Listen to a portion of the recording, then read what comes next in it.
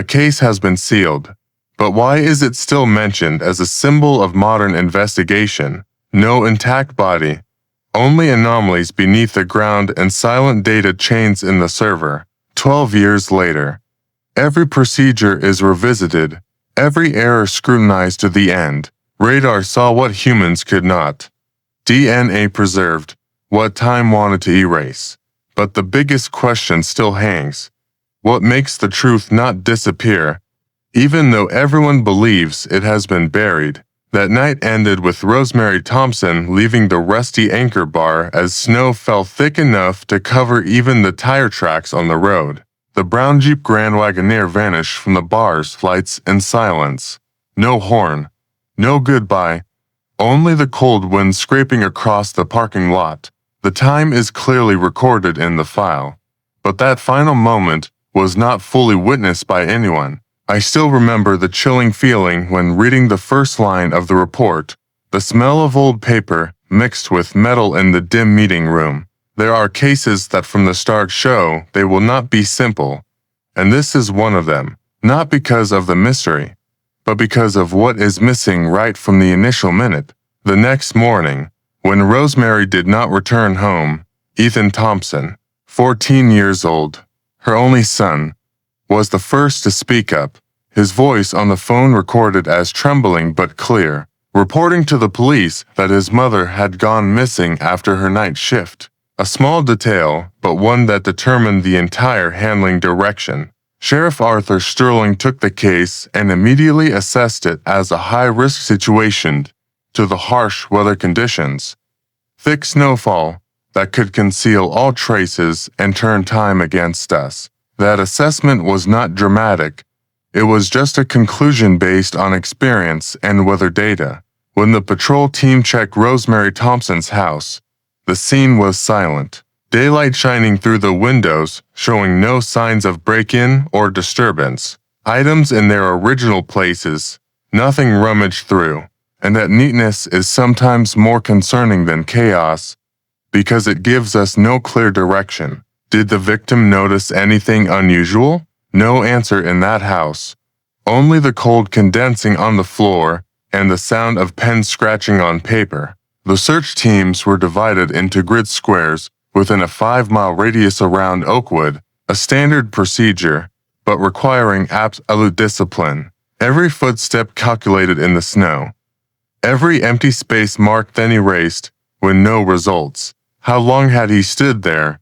If someone was really there. The K-9 unit was deployed with hope in the dog's instincts, but the snow cover was too thick and erased the scent. A fact recorded dryly in the report, unable to determine direction of movement, and when rereading that sentence, I still hear the suppressed disappointment behind the neutral words. The hours passed in the wind, in the blinding white light reflecting from the ground, in the heavy silence of the searchers who understood that every minute of delay has its price. Or was it just a fleeting shadow swallowed by the weather? Sheriff Sterling continuously updated the situation, without embellishment, without speculation, only repeating the harsh conditions and search scope, because in cases like this, early speculation is the enemy of truth. When the Department of Transportation conducted an infrared observation flight, we finally had a new anchor, a signal not from intuition, but from equipment, and the report clearly stated that a reflective metal object was detected at the curve on State Route 12. No more, no less. What was that object, and why was it there at that time? The question was raised but had no answer in the file at that point. Only coordinates, time, and the change in the team's breathing rhythm when a clue finally appeared. I remember the desk lamp shining on the file as I reread each line, the smell of cold coffee and the wall clock ticking. Small sounds reminding that investigation is not a chain of explosive moments, but patience stretched through each detail. Ethan's statement is quoted verbatim, unedited, without added emotion, because the honesty of the file lies in preserving the voice of those involved, and the sentence "my mom has never not come home" without letting us know rings like a simple but weighty statement. How many years have passed? What does this case teach us? If not to respect procedure even when emotions want to push us faster. In the dim meeting room, when closing the file, I do not seek climax, only clarity in each step taken and the limits imposed by circumstances. The final lesson is always cold and neutral.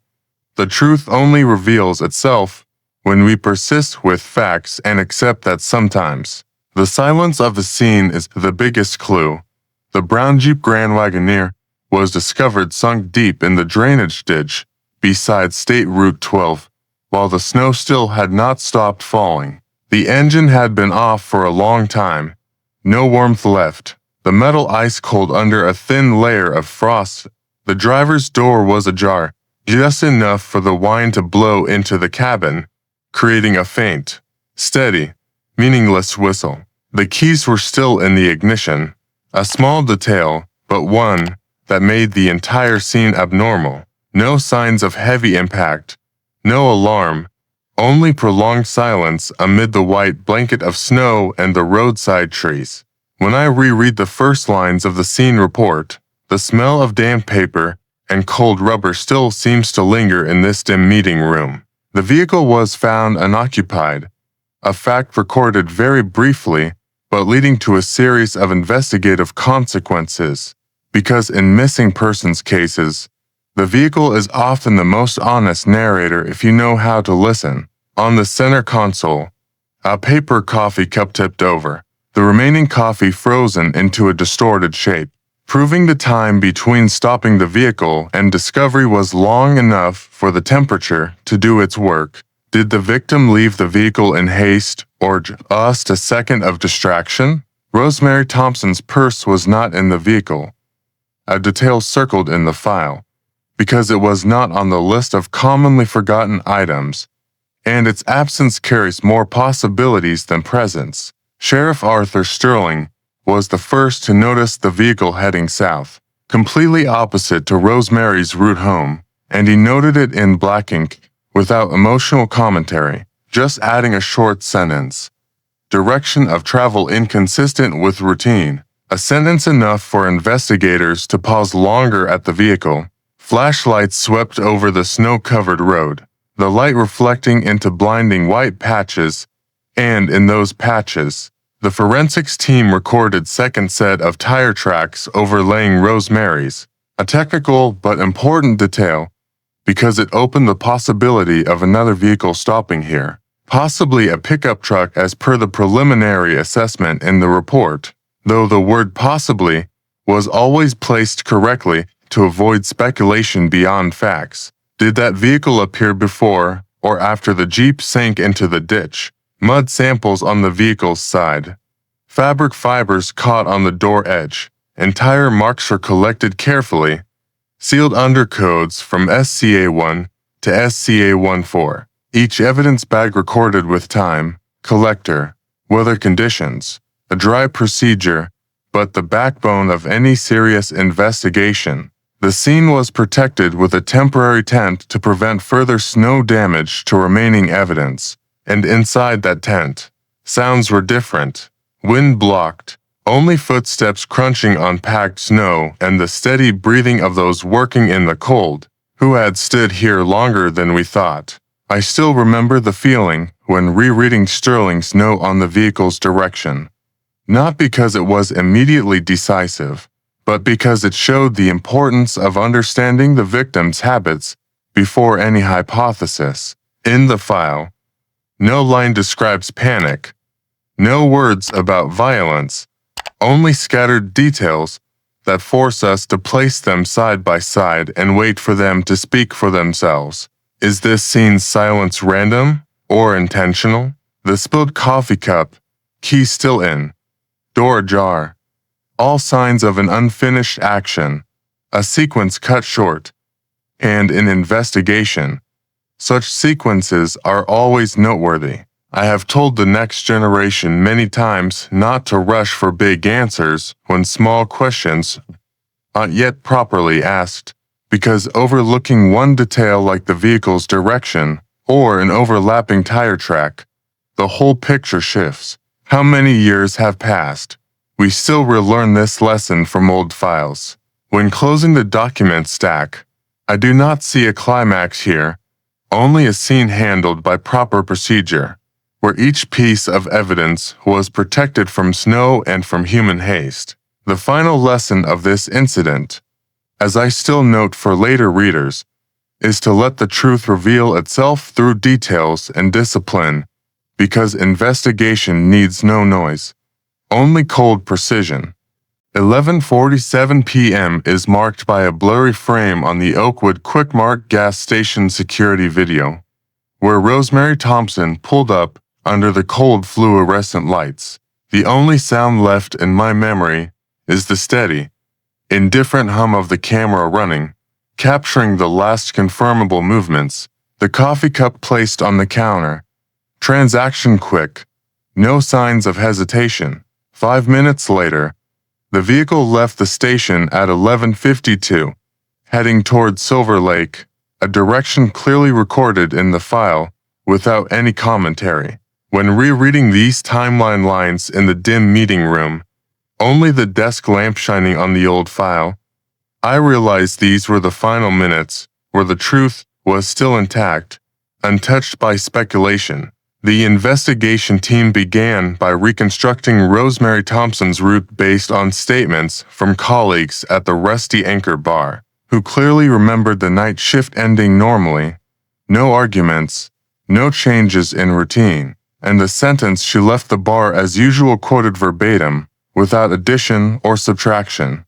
The reconstruction procedure was done slowly, each road segment retraced under similar lighting conditions, to feel the distances, curves, and the silence a lone driver faces at that hour. Did the victim notice anything unusual on the road? The security video from Oakwood Quick Mart became a rare fixed point in the event chain, confirming Rosemary stopped to refuel and buy coffee at 11:47, left at 11:52, and from that point on, the file only has gaps to be filled by method, not emotion. The direction towards Silver Lake was carefully noted, because it matched the statement of the only witness outside the camera system, neighbor Carol Gaines, who reported seeing the Jeep's headlights enter the road cutting through Silver Woods before fading out. A short statement, but enough to shift the search focus. Did those lights fade due to distance or another event? In the meeting room, when rereading Carol's words, I still remember the smell of old paper and the steady hum of the ventilation fan, reminding that every statement must be placed in the context of lighting, weather, and the speaker's observation ability. Ethan Thompson, the 14-year-old son, provided additional information about his mother recently having financial disputes with her ex-husband, Edward Harrington, and this detail was recorded not as a conclusion, but as a variable to check how many everyday financial conflicts become investigative factors just because of timing. Edward Harrington was questioned according to proper procedure. His statement recorded in full. He said he was hunting with a friend of unclear identity on the night of the incident. A formally valid answer, but leaving a verification gap. And in the file, no line affirms or denies immediately. The investigation team did not infer from that statement, only marked it for cross-referencing with the route and known timelines, because connecting facts requires colder patience than quick reflexes. Did that friend of unclear identity exist in reality or only in words? When reconstructing the route through Silver Woods, we noted the light changes, from sparse streetlights to the thick darkness of the forest. Tire sounds on the road different, and the silence gaining weight, as if the space itself was hiding something. Each detail was noted, from time intervals between points to the possibility of another vehicle appearing unnoticed, but no hypothesis was proposed without supporting evidence. Or was it just a random chain coinciding with the fears of those left behind? I always remind young investigators that inserting lingering questions into the file is not to create drama, but to keep thinking from framing to early, because one right question is worth more than many hasty answers. When all statements, video, and route were placed side by side on the table, no complete picture emerged immediately, only pieces requiring discipline not to attach wrongly. How many years have passed? Cases like this still teach us the same thing. Ending the review session, I closed the file under the desk lamp, feeling no satisfaction or disappointment, only seeing clearly a familiar investigative lesson. Let facts lead the way and accept that truth only appears when we respect procedure to the end. The smell of cold mud from the Silver Lakeshore clung to gloves as rescue forces expanded, the search to the northern forest and the silent water surface. Flashlights swept low, weakly reflecting on the thin frost layer, creating short bursts of light then fading. No loud voices, only footsteps compacting on damp ground and steady breathing in the frigid air. The canine unit lowered heads, sniffing slowly, then pulled the investigation team off familiar paths. Everything happened without haste, as if the scene forced us to slow the pace. Those first minutes were enough to understand that all traces here were fragile. When the canine unit led the team to a dense bush near the water, the light stopped on low branches covered in mud, and the silence became clearer than any sound. Did the human scent stop here because the wind shifted, or because a specific action occurred at this point? Police discovered a 40 centimeters red paracord segment, frayed and caked in mud, hanging on a low branch, position marked with a small stake and sealing tape. No interpretation beyond precise physical description. The red stood out against the gray background, but said nothing if separated from context. The smell of wet earth mixed with cold water, and the lapping sounds at the shore made note-taking pause in rhythms to listen clearly. How long had that cord been here? Or did it only appear after an unwitnessed chain of events? The next procedure was activated when the dive team was deployed into Silver Lake under visibility less than 1 meter and water temperature to degrees C. Numbers recorded as a mandatory part of the minutes, not to impress, but to set limits on observation capability. On the surface, lights shone down, creating broken columns of light, and below was thick darkness swallowing all movement. Divers worked in fan patterns, slow and steady, each motion accounting for safety and preserving the status quo. In such an environment, were any traces still intact to speak for humans? When the signal was pulled up, Rosemary Thompson's brown leather purse was found at 4 meters depth, position measured and recorded before being brought to shore in a preservation bag. Water streaming in small lines on the darkened leather surface. No cheers, no extra gestures, only cross-referencing the description with the file to confirm the evidence. Inside the purse were the driver's license, bank cards, and house keys of Rosemary. These items placed in separate small bags, recorded with time and handler, but no cash. A detail starred in the minutes without inference. What does that absence mean when placed next to what remains? I clearly remember the smell of plastic from the sealing bag mixed with lake water cold, and the pen scratching on paper when rereading the evidence list right at the scene.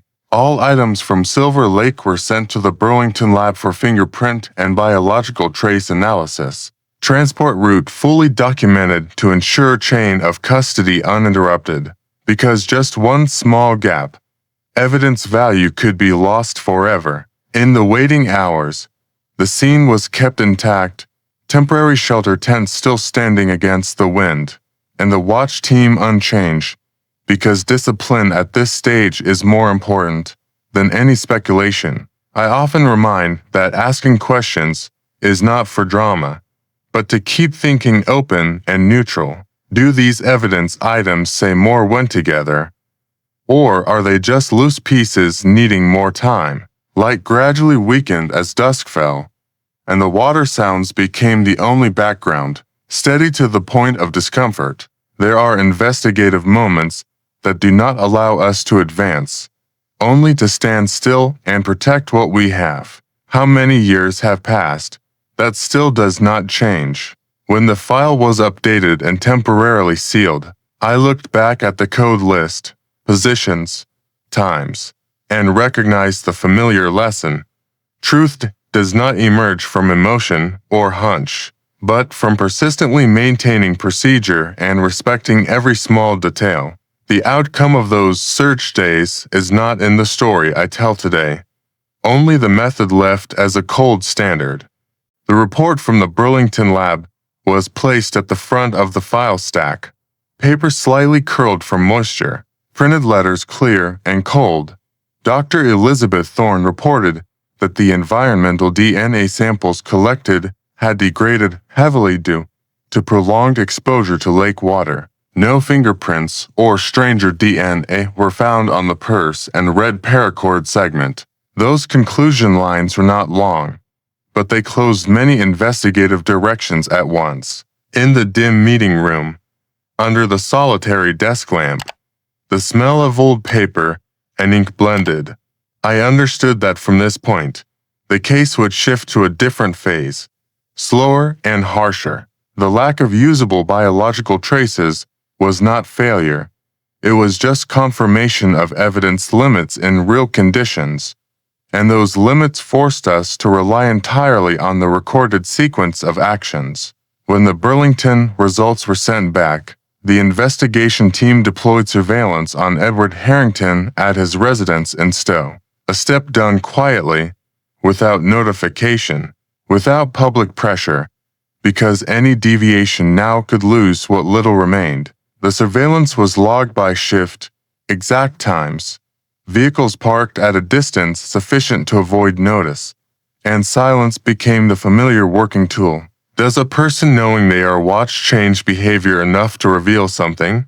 Police recorded Edward Harrington withdrawing $1,200 USD in cash, the amount confirmed via bank receipts, and then purchasing a roll of red paracord of the same type as the evidence at the lake. This detail recorded exactly as observed, without interpretation, because the type match itself was dated to be kept intact. I still remember the feeling when reading the line same type, not because it proved anything immediately, but because it demanded double caution in using the information, coincidence or direct relation.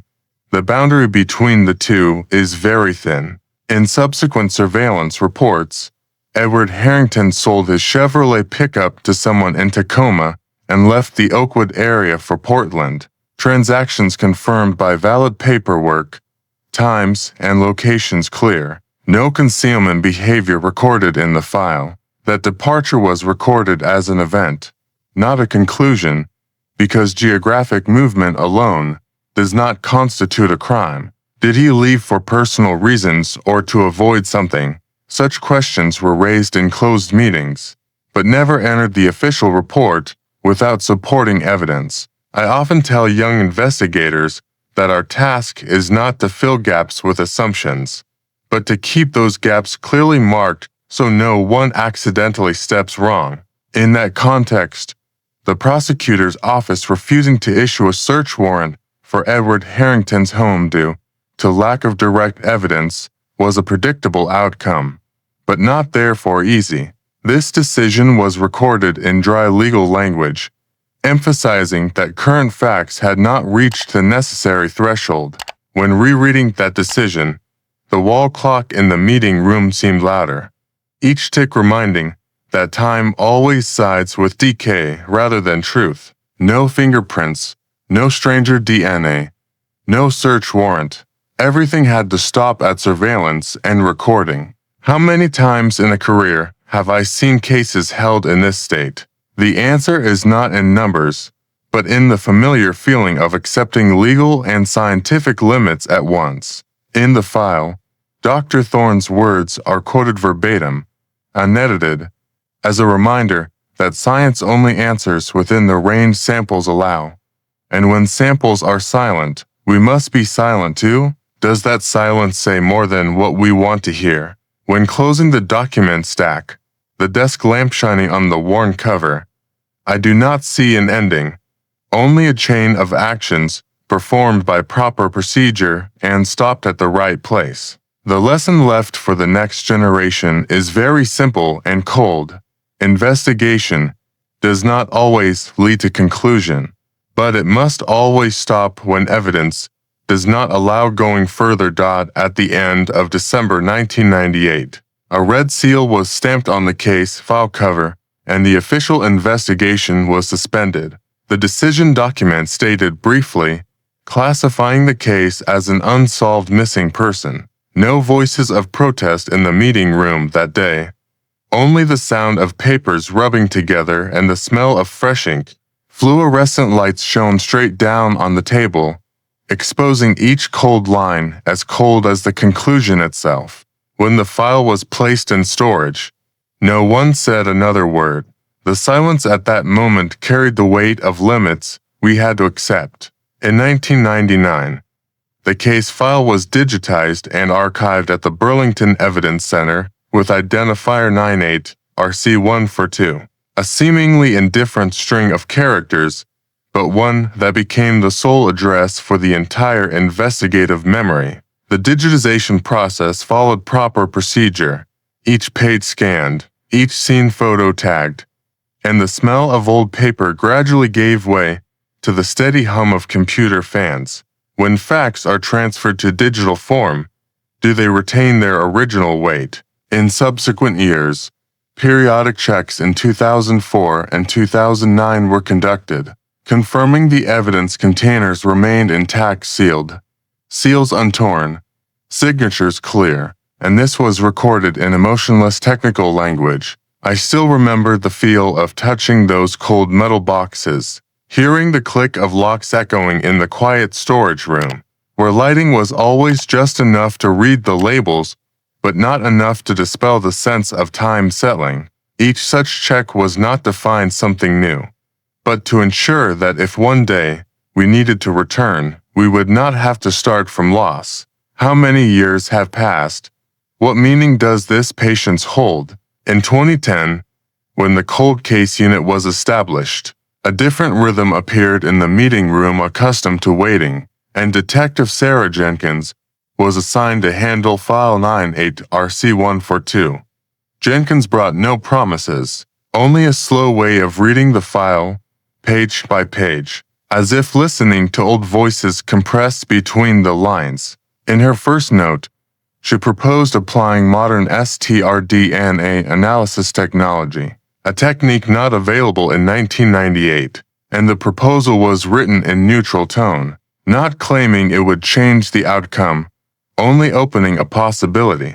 When I reread that section under the desk lamp, with the air conditioner humming behind, I wondered if new technology could speak for evidence that had been silent too long. The cold case team worked in familiar sequence, but at a different pace, reviewing the evidence list, cross-checking seal codes, verifying storage conditions, and step-by-step preparing the file for approval, because no step could be skipped just because time had passed. Approval from the state prosecutor to unseal and retest all evidence did not come immediately. It came with clear conditions and detailed reporting requirements, and when the final approval document was signed, no one saw it as victory, only as permission to continue.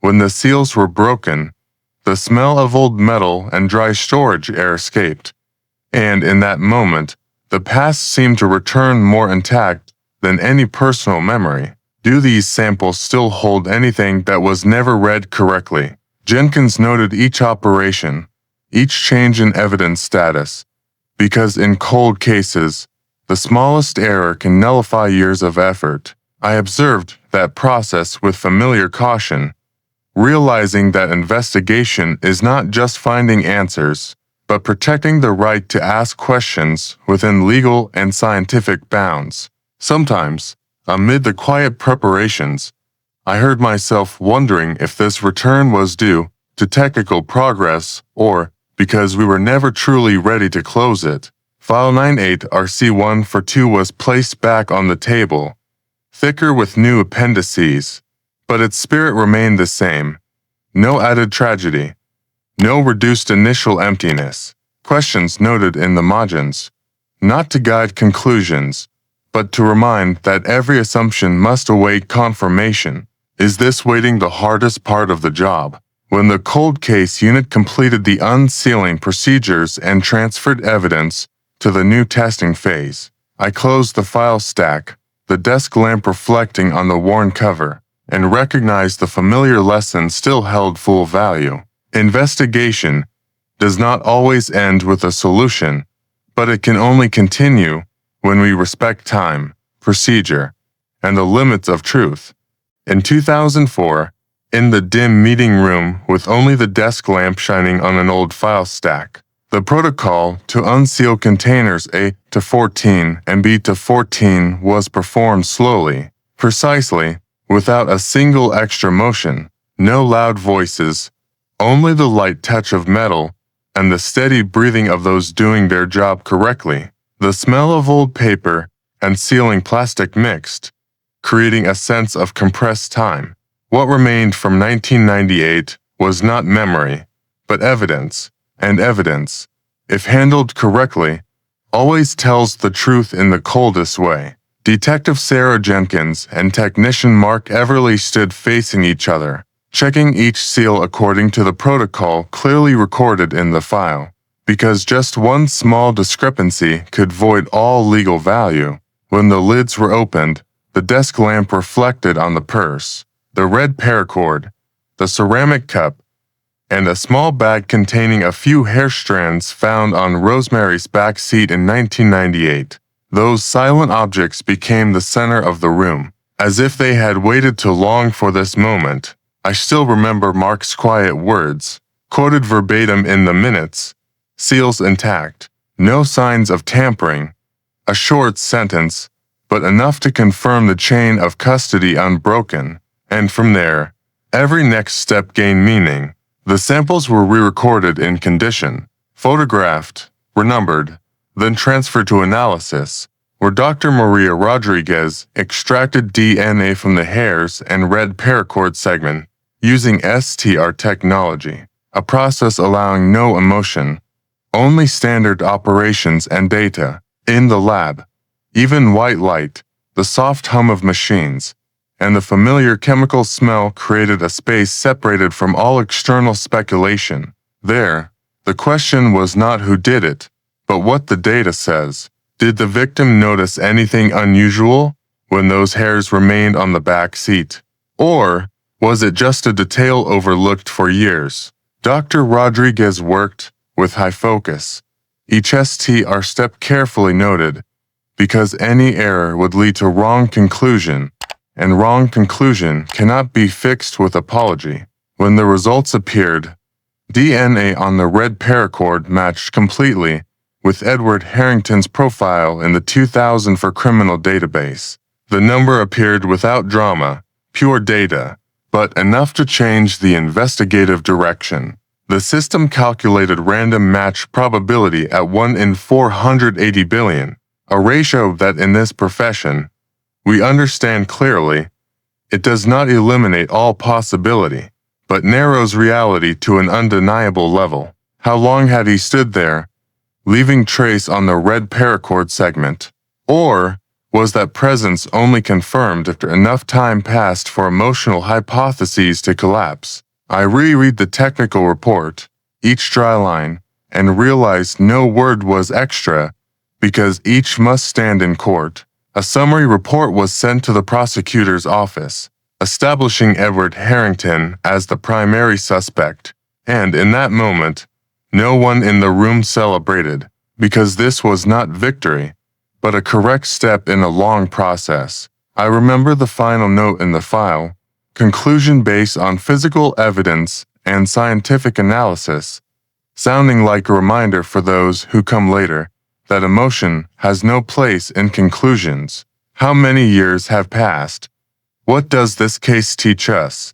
If not patience with details and absolute respect for procedure, when looking back at those purse, ceramic cup, and tiny hairs, I always wonder how long they were silent before being heard correctly. Is the truth always there, just waiting until we have enough discipline to recognize it. In the dim meeting room, the desk lamp still shone on the file, and I closed it with the same familiar thought. This case was not solved by hunch or testimony, but by doing each step correctly, at the right time. That is the only lesson worth passing on, and the hardest to follow. I will make you disappear from this town. The words lie in the lawyer's file, cut short by the cold period of legal text. The desk lamp shines straight down on the 1998 Windsor County Court divorce file.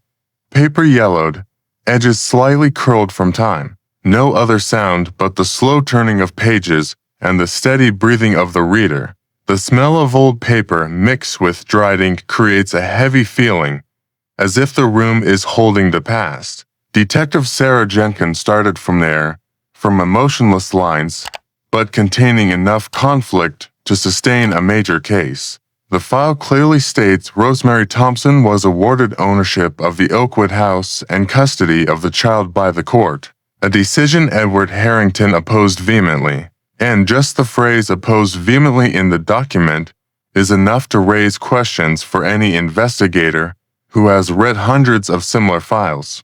Did that opposition stop at words or lead to other consequences?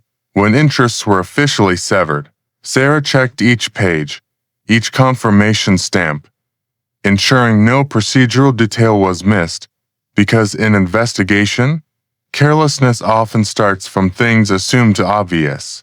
The lawyer's file records Edward Harrington's threats to make Rosemary disappear from this town if she demanded to sell the land. The words quoted verbatim, no commentary, no interpretation, just placed there as a recorded legal fact. When rereading, I always wonder, in what state were those words spoken?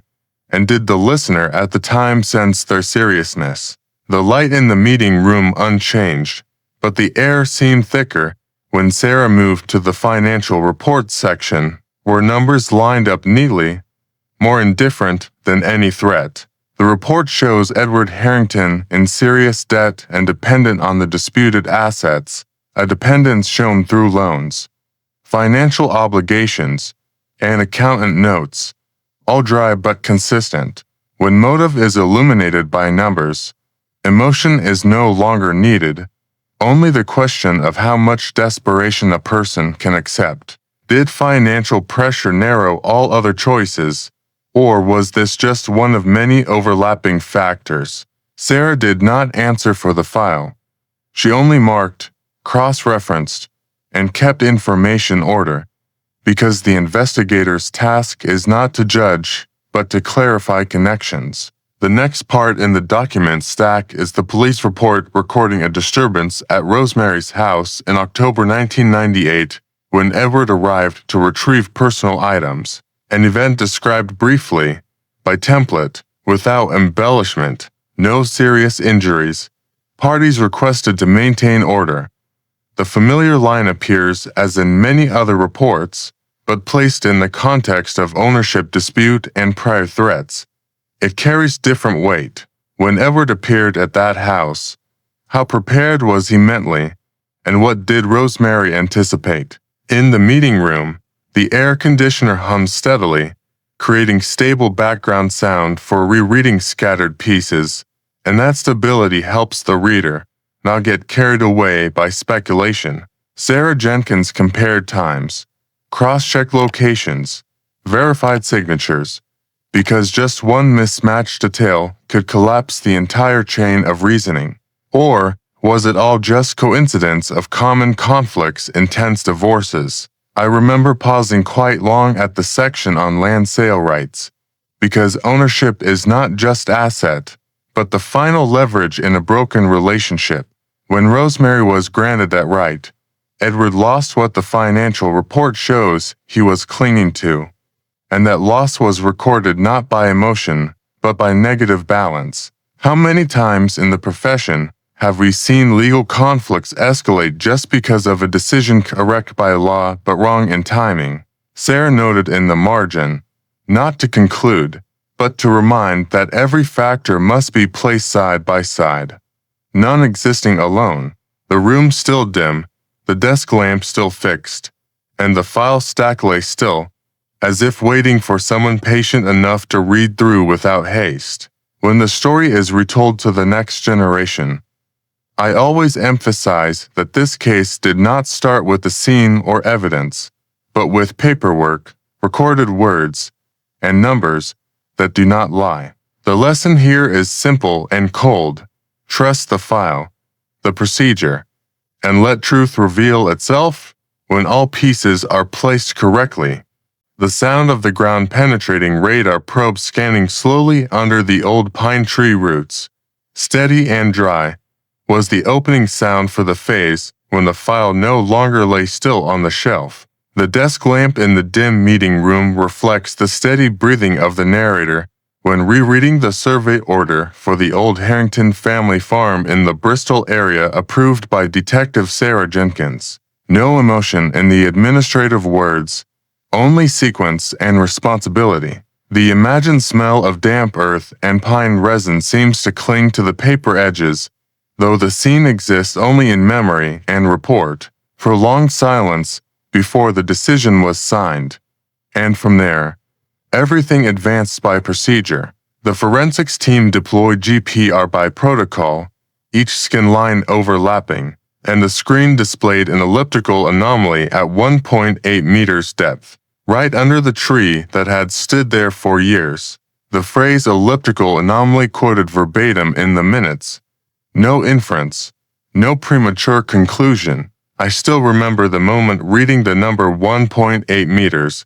It says nothing but depth, but enough to ask, what disturbed the soil there? The decision for manual excavation was made to avoid damaging any traces. Each shovelful lifted slowly, the sound of gravel scraping metal clear in the still air. Natural light filtered by pine canopy, creating alternating dark and light patches on the pit surface, and the smell of wet mud began to emerge.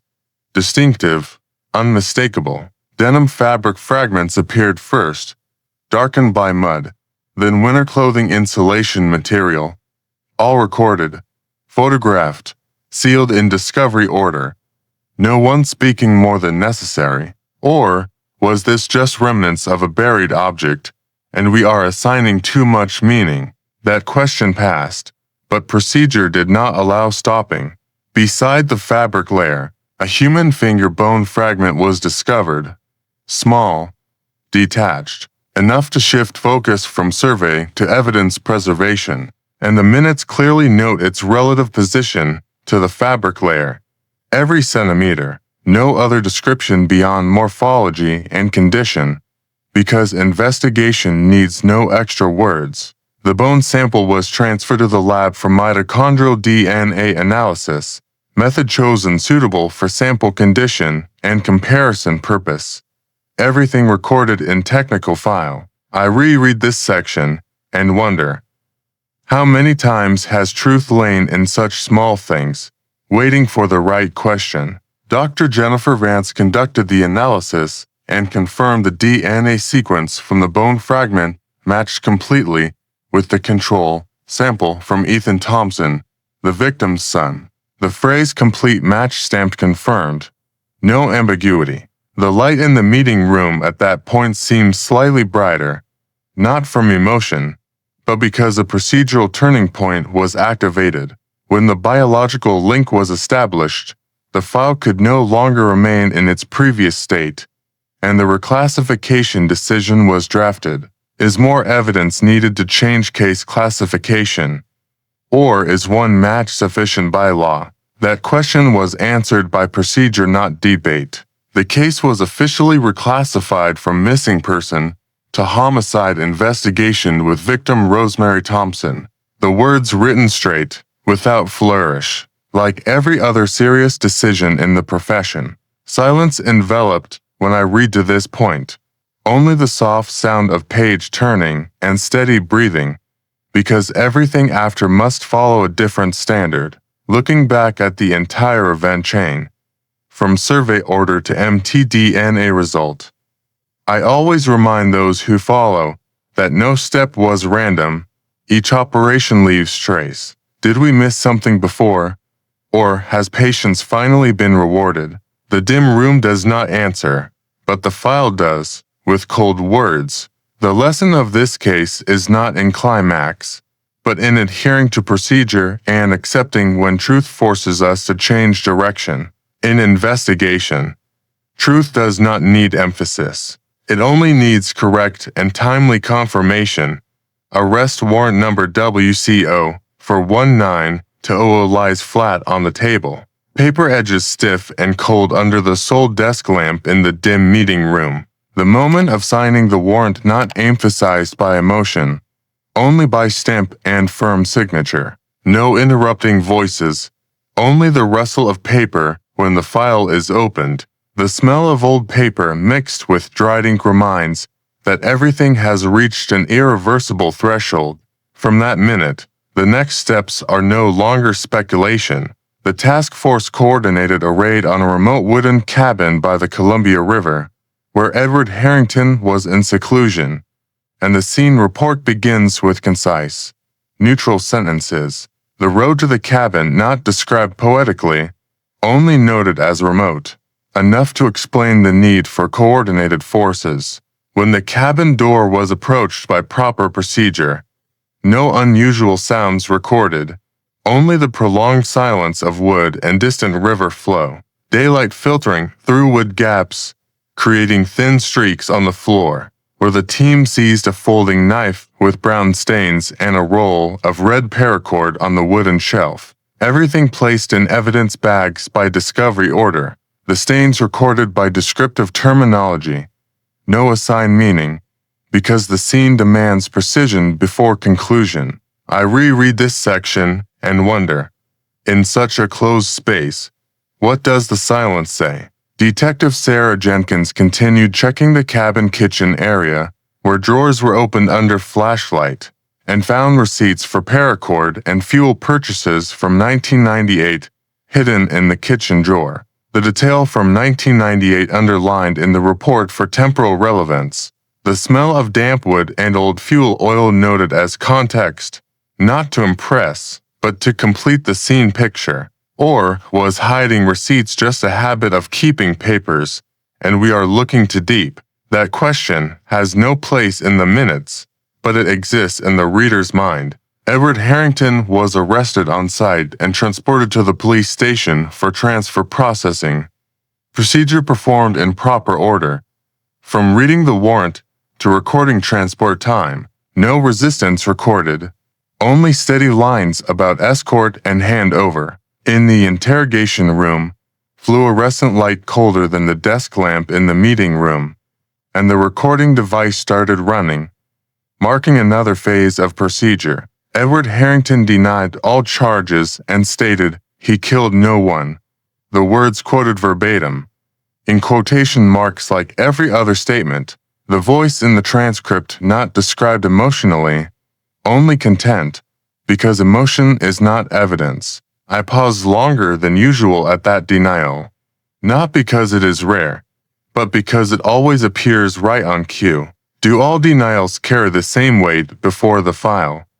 Or is it just a piece to be placed correctly? Throughout the interrogation, the report records no admission and no change in the suspect's stance.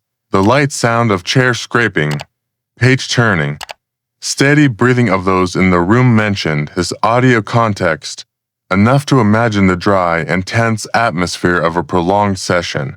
The seized folding knife and red paracord roll were cross-referenced with the evidence list, each code rechecked, because the smallest error could collapse the chain.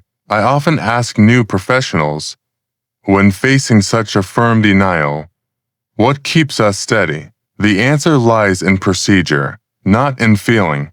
The receipts for paracord and fuel were cataloged separately, noting origin, date, and discovery location, because paperwork has its own journey. No section in the file allows inference beyond what was found, and that is the boundary investigators must self-maintain. Is there anything still out of sight in that riverside wooden cabin, or has everything necessary been placed on the table? This question is not for drama, but to remind that caution is never excessive. When the transfer file was completed, each signature a commitment to information accuracy. No more, no less. I closed the file stack, hearing the hardcover touch the table, and the room returned to the solitary desk lamp. The lesson here is not the suspense of arrest, but keeping each step legal and fact-based. In criminal investigation, truth is best protected when presented coldly and completely, needing nothing else.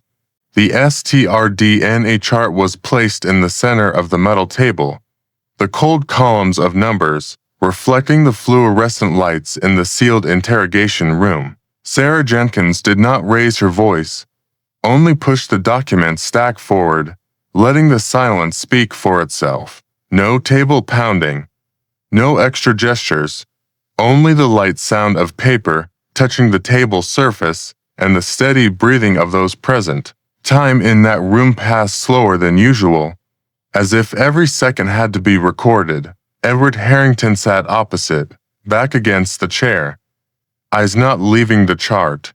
The silence lasted long enough for any words spoken afterward to carry their own weight. Sarah Jenkins pointed to the conclusion section, where the STR data confirmed Edward Harrington's presence at the Silver Lake scene, and read it using exact scientific terminology, without adding a single interpretive word. The smell of plastic from the file cover mixed with the old metal scent of the room created a dry feeling, true to the nature of the session. Edward Harrington changed his statement right after that, voice lowering, admitting he went to the lake to search for Rosemary as she went missing. The words recorded in full, every letter. But Sarah Jenkins refuted this explanation by cross-referencing it with his 1998 statement, where Edward had asserted he did not leave his residence that night, and the contradiction appeared clearly on paper. What does a changed statement after many years mean when placed next to the old file? Or does it only reflect the pressure of evidence? No one in the room answered that question aloud, because their task was not emotional debate. The confrontation ended by proper procedure, and the investigation team moved to the next step, questioning Edward Harrington's former colleagues at Henderson Auto Garage in Stowe.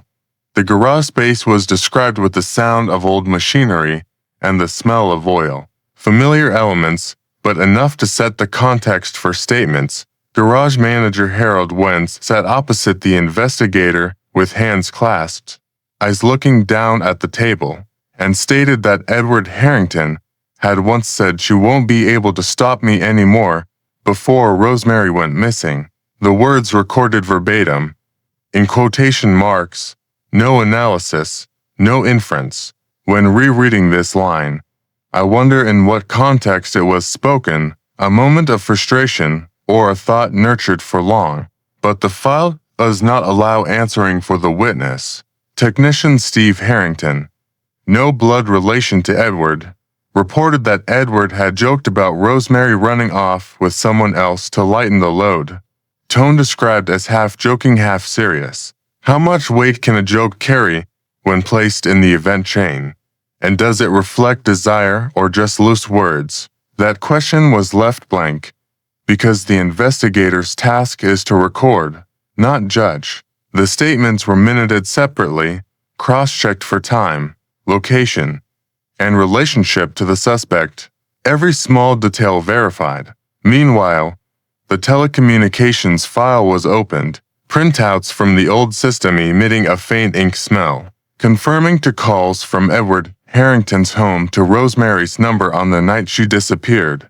The call times circled in red pen, not for impression, but to emphasize the match with the previously established timeline. 2 calls, a small number, but they exist as indelible markers. Was that just normal contact attempt, or something else we have not fully seen? When placing these pieces together, from the DNA chart, changed statement, garage comments, to telecommunications data, the picture gradually emerged without need for color. I remember the moment Sarah Jenkins closed the file stack after the long session. Lights in the garage dimmed. Only the sound of wind through the metal door. The silence then was not dramatic. It was just the necessary pause to systematize information.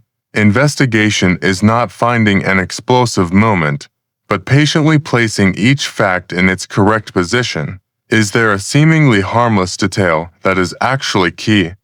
Or is everything clear enough to move to the next step? The file does not answer that question immediately, and does not need to answer with emotion. When looking back at this entire process, I always remind those who follow that truth does not speak loudly. It only appears when we listen correctly. In the dim meeting room, under the solitary desk lamp, the lesson of this case lies in keeping procedure clean and statements verified. That, more than any conclusion, is what helps justice stand over time.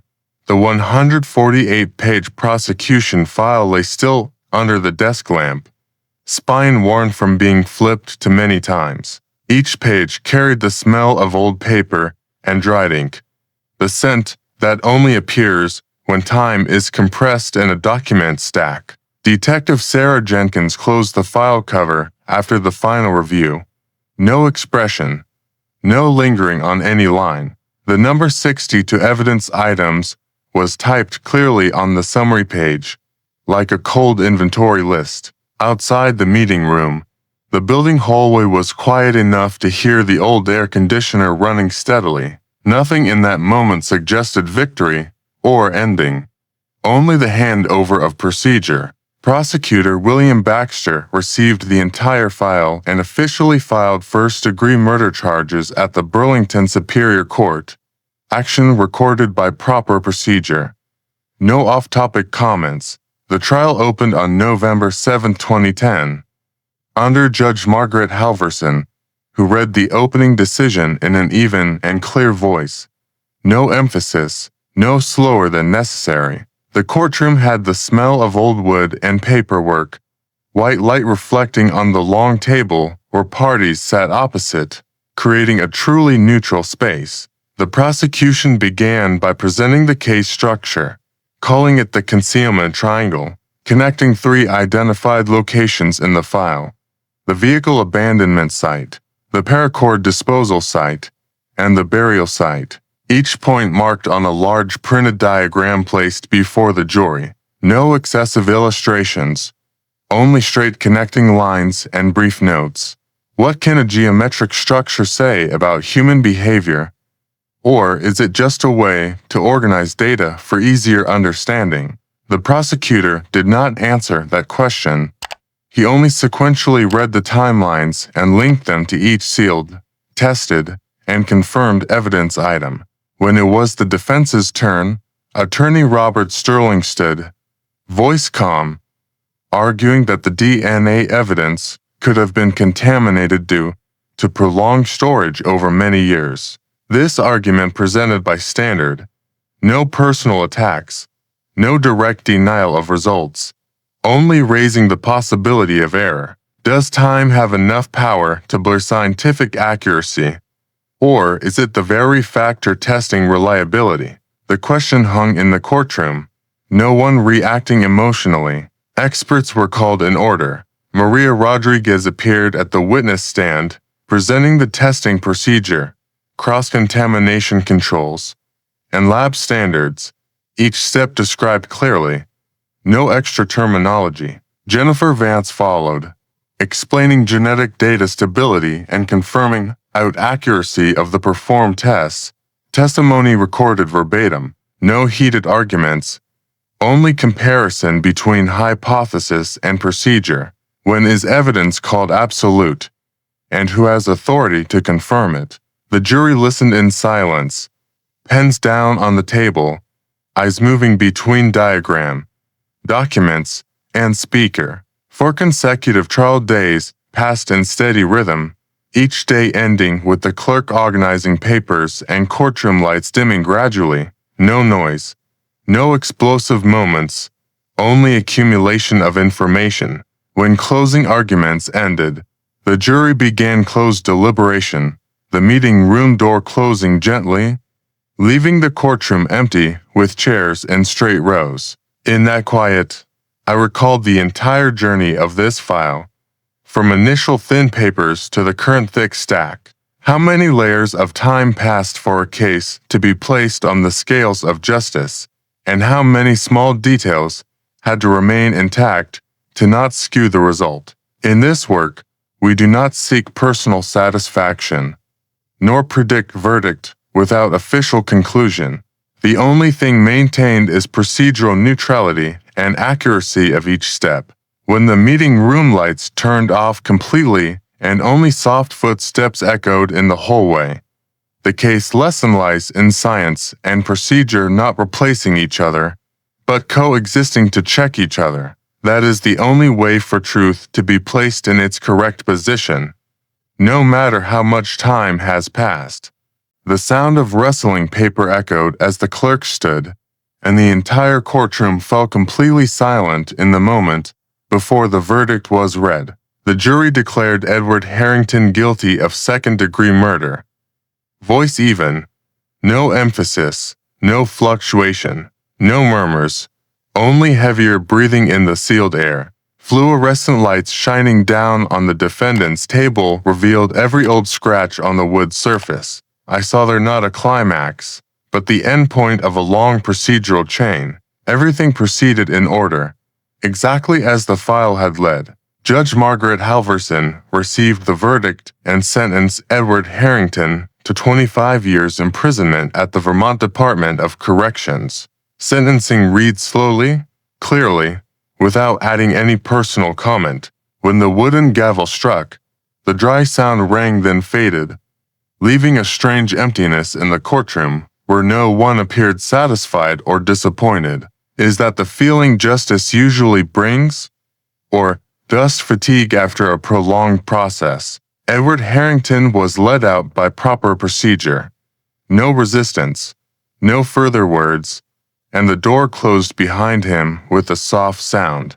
The light in the courtroom remained the same, but the atmosphere was different, lighter, emptier. After the trial, Detective Sarah Jenkins returned to the office, where the familiar smell of paper and metal waited. She began drafting the post-case report, line by line, emphasizing the importance of maintaining intact evidence chain from initial collection to court presentation. No personal praise, no mention of pressure or time, only focus on procedure and points to remember. I have read many closing reports, but rarely seen a document maintain such cold and precise tone. Does anyone outside the investigation room understand that just one small error in preservation could collapse an entire case? The report was archived with the Thompson file, becoming an inseparable part of the case history. Not long after, this case was selected as a teaching model for applying mitochondrial DNA technology to identify victims after decades.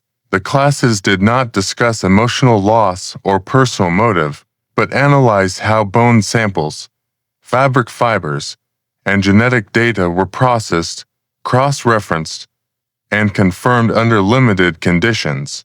Seminar room lights reflected on the projection screen diagram, similar to how the desk lamp, once shown on my old file stack. Is that very dry repetition what helps the next generation avoid similar mistakes?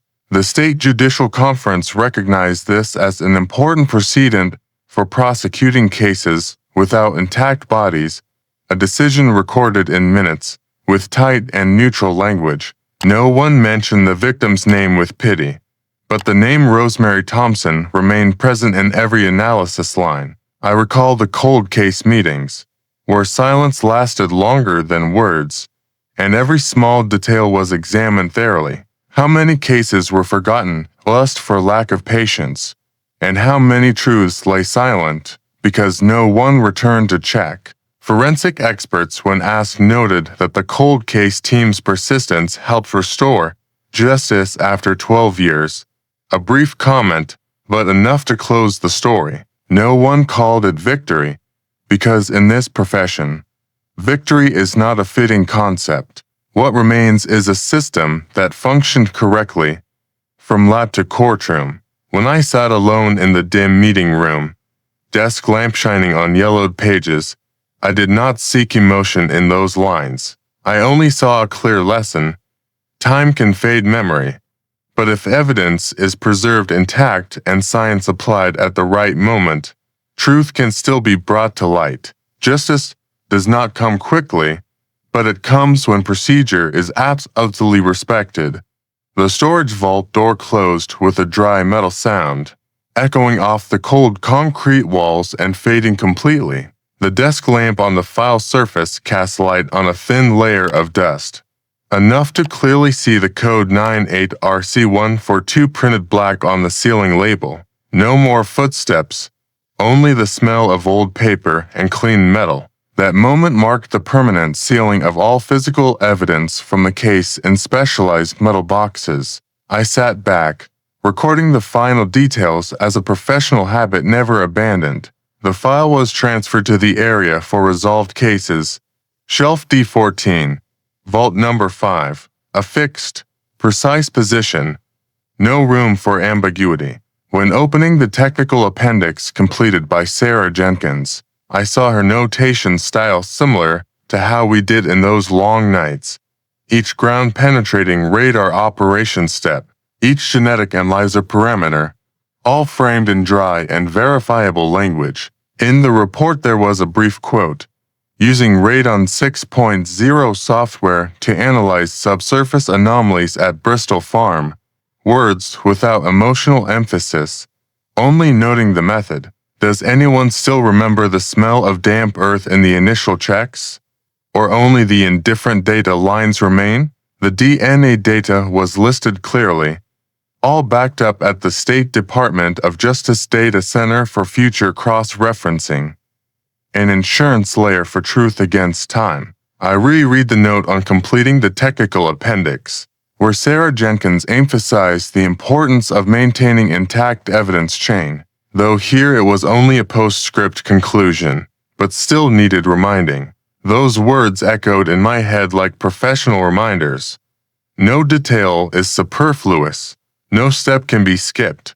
When the file was placed on shelf D14, vault number 5, I wondered if the storage space silence was enough to preserve the value of what had been clarified. In the paper stack there were no shocking images, no excessive descriptions, only procedure, data, and logical connections between them. The report noted the use of ground-penetrating radar not as a miracle, but as a tool, operated by standard, producing repeatable and verifiable results. The genetic analyzer was the same. It did not tell the story. It only confirmed. I recall how we once reread the lines all DNA data backed up as a commitment that what was found would not disappear over the years. But can technology speak for itself without human persistence? That question is not in the file, but it lingers whenever looking at the hard numbers. The storage vault door closed, officially ending the 12-year truth-seeking journey for Rosemary Thompson. This sentence recorded exactly so, without adding an adjective. 12 years not described by passing time, but by the number of reports, appendices, and cross-checks. The case is considered a symbol of persistence and integrity in modern criminal investigation, a consensus assessment by the expert panel, not personal praise. I reread the technical appendix one more time, noting how steps were arranged in order.